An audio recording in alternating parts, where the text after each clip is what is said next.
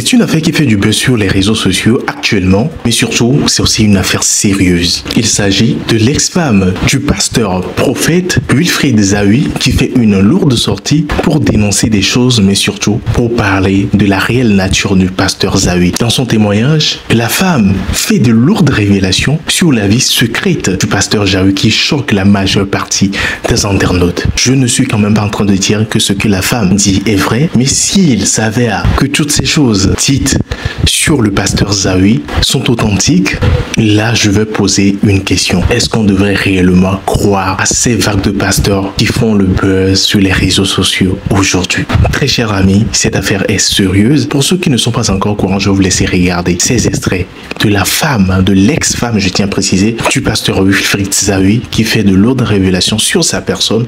On se capte à la fin, bien évidemment, pour la décortication. Regardez. Déjà, il faut savoir que moi, je suis active sur les réseaux sociaux, surtout sur TikTok, et c'est pas dans mes habitudes de monter dans les panels et puis donner mon avis. Mais il faut que je donne mon avis en tant que chrétienne déjà. Moi, j'étais dans cette église du pasteur. Je suis partie là-bas. Je me suis même baptisée dans cette église. Et pour être franc, je ne dis que ce que j'ai vu, et je n'accuse personne d'être un faux pasteur, mais je dis que ce que j'ai remarqué de négatif. Et quand j'étais là-bas, j'observais certaines choses dans l'église qui n'étaient pas correctes. Apportez, s'il vous plaît. Moi aussi, voilà, j'observais certaines choses dans l'église qui n'étaient pas du tout correctes. Et ce qui m'a le plus intrigué, qui fait qu'aujourd'hui, j'ai envie de monter et puis de dire aux gens, souvent quand vous n'avez pas, comment on dit ça, comment on dit, vous ne savez pas l'histoire que quelqu'un vit, il faut éviter de juger. On est beaucoup dans l'émotion quand il s'agit des hommes de Dieu. Cette femme-là, moi j'étais beaucoup plus proche d'elle que son mari, déjà. J'étais très proche d'elle. Effectivement, quand elle dit qu'elle n'avait pas accès aux réseaux sociaux, c'est une vérité. Parce que on parlait, mon mari, j'ai un témoin, hein, il y a mon mari avec qui je partais là-bas et tout, on échangeait beaucoup, on pouvait passer 1 heure, 2 heures de temps avec elle et c'était régulier. Et j'avais remarqué quelque chose. Une fois que le monsieur entre, genre, ça veut dire qu'elle est on peut être là dans une pièce. Une fois qu'il est là, il est présent, la dame change d'attitude. Elle devient bizarre. Et moi, j'ai parlé, genre, entre monsieur, madame, j'ai demandé à mon mari, j'ai dit, oh, tu n'as pas remarqué que la dame là, quand le monsieur rentre, elle devient bizarre, elle est bizarre. Il dit, oh, il dit, oh, toi, tu vois le mal partout. Je dis, non, il y a un problème. Et je voyais la femme souvent venir à l'église en yongo. Ça, c'est des choses déjà qui ont attiré mon attention. Je voyais la femme venir en yongo et à l'église, sachant que genre le monsieur, il a des voitures de luxe et tout. Je le répète que je ne dis que ce que j'ai observé. Je suis pas en train de... Pour ceux qui ont envie de demander les preuves. Et j'ai remarqué d'autres choses aussi qui sont très sensibles que je ne vais pas vraiment étaler ici. Et la voix, je savais que cette femme-là vivait certaines choses qui n'étaient pas bien. Parce qu'elle n'était pas bien, elle était tout le temps triste. Parce que c'est quelqu'un qui est très réservé déjà.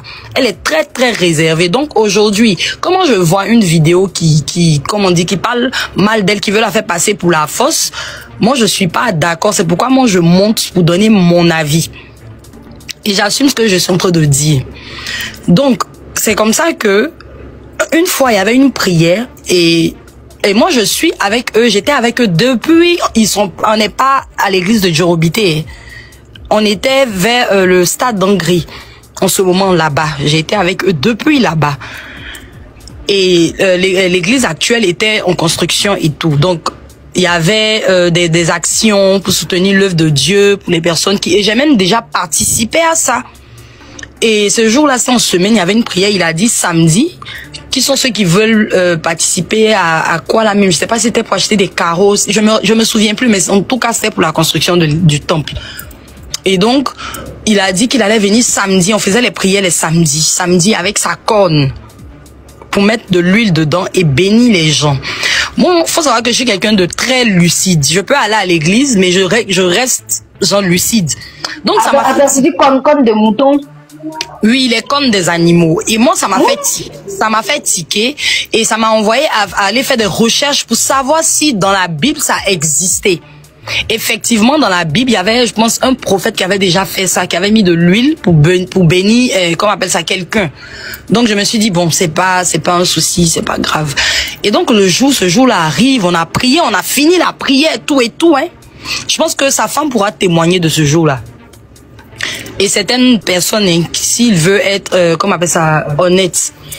Et quand il a fait le moment arrivé pour bénir les gens qui ont participé à l'action et tout, quand il a fait sortir la conne, je suis en train de vous parler de quelque chose que j'ai ressenti. Quand il a fait sortir la conne, j'ai eu des frissons de ma tête jusqu'au mon corps, je frissonnais. Et je me suis demandé, je dis, attends, j'ai tout de suite là eu envie, je sais pas, comme si quelque chose me chassait en fait du temple, quelque chose me disait, sors, va, c'était bizarre, je sais pas comment vous expliquer sincèrement, comme les gens ne croient pas trop en ce genre de choses là, mais moi c'est pas trop mon truc, ceux qui me couvrent, vous pouvez aller voir ma page. Et je me sentais vraiment bizarre et j'avais tout de suite l'envie de quitter le lieu, je sais pas, mais c'est quelque chose que j'ai accepté difficilement parce que déjà, faut savoir que comment j'ai connu cet homme de Dieu là, avec ma maman parfois il y avait tellement de tension avec ses prédications, j'avais remarqué que ça avait commencé par aller avec ma maman, tu vois. Donc j'avais vraiment du mal à accepter en fait ce que je ressentais. Et quand c'est comme ça que je sors de l'église et jusqu'au jour d'aujourd'hui, je n'ai plus remis les pieds dans cette église.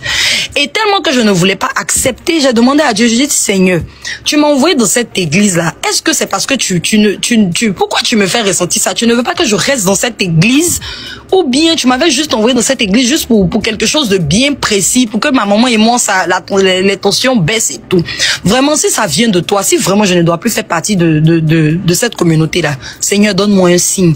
Et c'est comme ça que quelques jours après, je fais un songe où le pasteur est en train de prêcher. C'était comme si on était à INJS.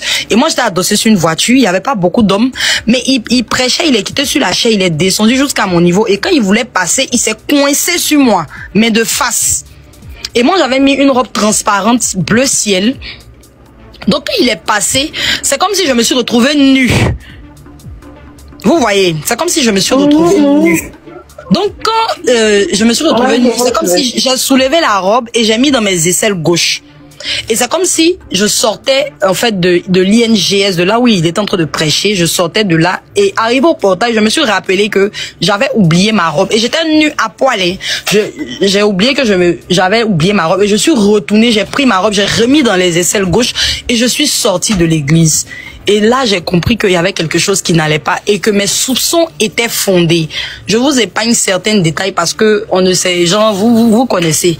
Voilà, moi, je suis à Abidjan et tout. Je vous épargne certains détails, mais je n'ai dit que ce que j'ai ressenti. Donc, moi, je veux dire aux gens, souvent là, quand quelqu'un est en train de parler, vous ne savez pas les combats des gens, vous ne savez pas la dame là. C'est pas quelqu'un qui est bavarde. Elle a toujours été réservée. Moi, j'ai été dans son église, je l'ai côtoyée. C'est pas elle qui m'envoie aussi, mais ma conscience, ma bonne foi me demande de monter aussi pour dire quelque chose, parce que en tant que chrétien là, Dieu nous demande de rétablir la vérité et c'est ce que je suis en train de faire. Moi je la connais, je l'ai côtoyée, je sais quel genre de personne elle est, c'est quoi son état d'esprit. C'est quelqu'un qui est très calme dans son coin, elle n'est pas trop dans les histoires de réseaux sociaux et tout. Et moi quand j'ai vu sa vidéo hier, ça m'a choqué, ça m'a un peu choqué de ça, d'entendre tout ça, mais c'est quelque chose que je savais, j'avais des doutes parce que je m'inquiétais, je me disais mais pourquoi la dame elle est comme ça, pourquoi elle est triste, pourquoi quand le monsieur est là, elle est bizarre, elle est ceci, elle est cela. Donc je veux dire aux gens d'éviter quand il y a les histoires là, ne soyez pas dans l'émotion, restez lucide. C'est pas parce que il s'agit d'un homme de Dieu que ça veut dire que genre c'est pas bon ou bien c'est bon. Prenez le temps, mettez en prière, demandez à Dieu de rétablir la vérité. C'est tout ce que je voulais dire. Ce soir, je suis venu vous convoquer, je vous ai convoqué ce soir ici pour vous parler un peu. On va essayer de converser à notre manière. Je vous ai appelé ici pour parler d'un homme qu'on appelle Wilfried Zawi. Wilfried Zawi aujourd'hui est un homme de Dieu. D'après lui, un homme de Dieu qui prêche l'évangile. Il n'a que 33 ans. Il y a 2 jours de cela, même 3 jours de cela, il a fêté son anniversaire. C'est 33 années. Ils sont avec une femme en Côte d'Ivoire qui a 10 ans de plus.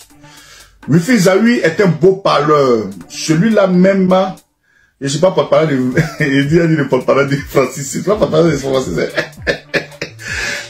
Wilfried Zawi est un beau parleur. Ouais, il parle bien. c'est un bandit de grand chemin. Wifi Zawi fait la connaissance de Nadia Akumassi. Se connaissent. Elle vient d'un goumé d'une séparation. Et aujourd'hui, ils ont vécu 9 ans de vie commune. C'est-à-dire que si la dame a 43 ans, je suppose qu'à 34 ans, où Wifi Zawi avait 24 ans, il a réussi à amadouer cette femme-là avec la parole.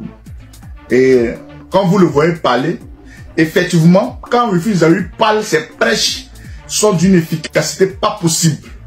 Mais qui est cet homme véritable? Wifi Zawi, aujourd'hui, ça fait 9 mois.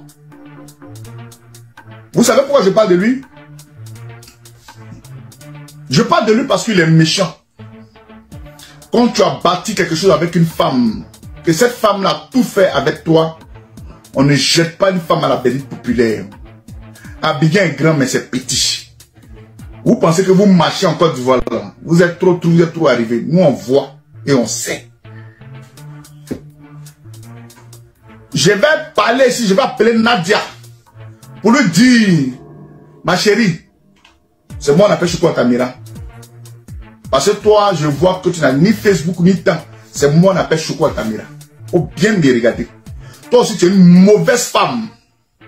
Parce que des femmes aujourd'hui qui acceptent de pouvoir faire des choses au détriment de Wifi Zawi. Wifi Zawi aujourd'hui est un franc-maçon. Wifi Zawi est un franc-maçon. S'il dit je mens, allons doucement, s'il dit je mens, s'il dit je mens, son boss, celui qui l'a initié à la franc-maçonnerie, hein, il est au Bénin. Il s'appelle Monsieur Bruno Quenon. Écoutez-moi très bien. Si Wifi Zawi dit que je mens, Choukou Altamira, on va s'asseoir là. Je vais vous donner un peu les indices. Si Wifi, ça m'avait dit elle est très réservée. Ah, c'est ça. Mais elle est très réservée, mais elle fait beaucoup de choses. Si Wifi Zawi dit Choukou Altamira ment, ton parrain dans la franc-maçonnerie, où tu as envoyé la naïve, la bête, Nadia, elle est bête. Nadia, elle est bête. Excusez-moi, elle est bête. Toi, une femme, il y a 10 ans entre le petit et toi, et puis il arrive à te manipuler. Où tu as envoyé la femme là, au truc là-bas là, j'ai tout. Mais je vais parler de manière superflue. Vous savez, Wifi Zawi a enceinté sa femme.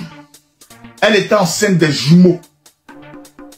Et aujourd'hui, Wifi Zawi dit que la femme là va mourir. Parce qu'en ce moment là, tellement qu'il aime la belle vie, vous le voyez dans ces 2 temps là, il ne porte ni alliance.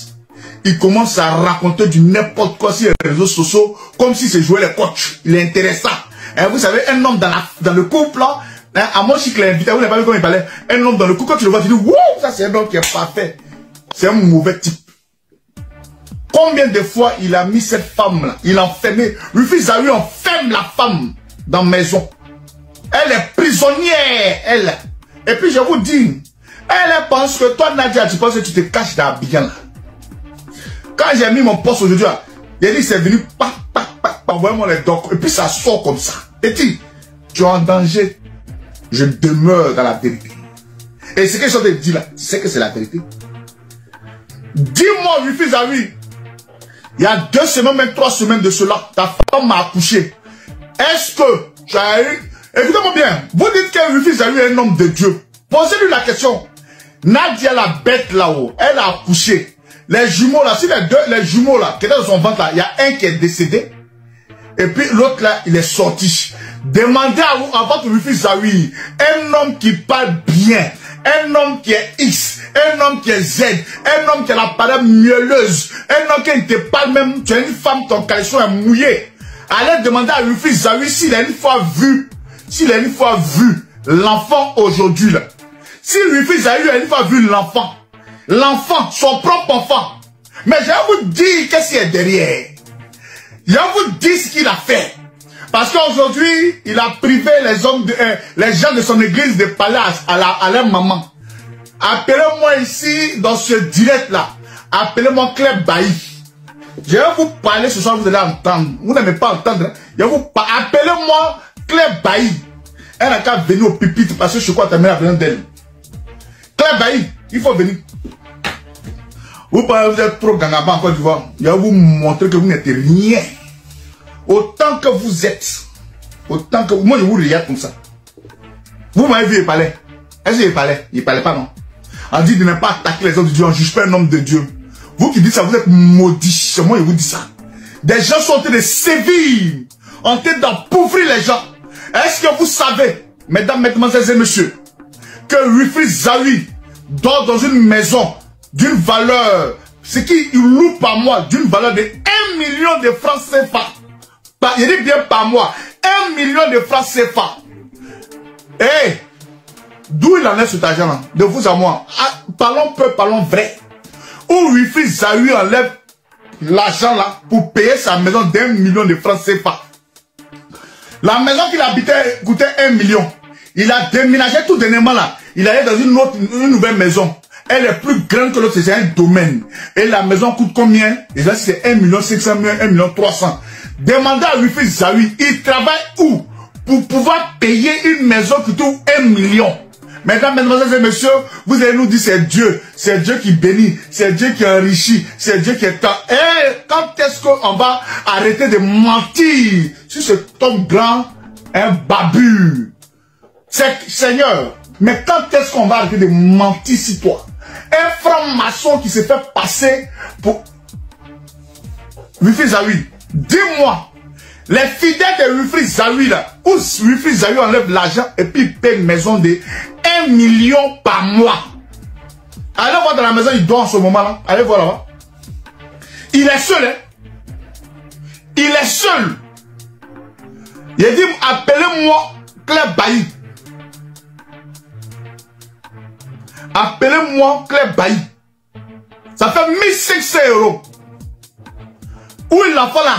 Petit de 33 ans là, où il enlève ça? Dites-moi. Hein, dites-moi, pardonnez, je veux comprendre. Mon âme se pleure, mon âme meurt, je veux comprendre. Où Wilfried Zawi enlève l'argent là pour payer une maison de 1 million. C'est pas ça. Très chers internautes, j'espère que vous avez regardé ces vidéos jusqu'à la fin. Vous avez compris quelque chose. Qu'en pensez-vous réellement de cette affaire? N'hésitez pas à l'écrire dans les commentaires, mais surtout à vous abonner très massivement à cette chaîne tout en activant la cloche de notification pour être prévenu quand je ferai sortir une nouvelle vidéo. C'était Mr J.